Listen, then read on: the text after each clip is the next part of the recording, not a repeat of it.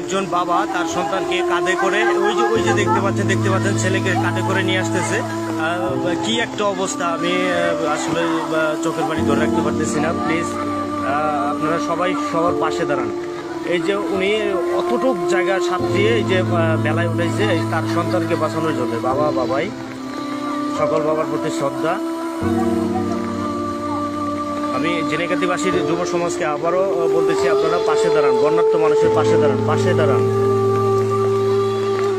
রক্ষা করুন শিশু সন্তান, রক্ষা করুন তাদের গর্বে, রক্ষা করুন তাদের হাঁস মুরগি গরু ছাগল। দেখতে পাচ্ছেন প্রায় 1 কিলোমিটার সাঁতরিয়ে যে এই বাবাটি তার সন্তানকে নিয়ে আসছে। কি একটা ভয়ানক অবস্থা। বেলাটি একটু দূরে ছিল বিদায় পারলো না। এই আর কতজন আছে? আল্লাহ।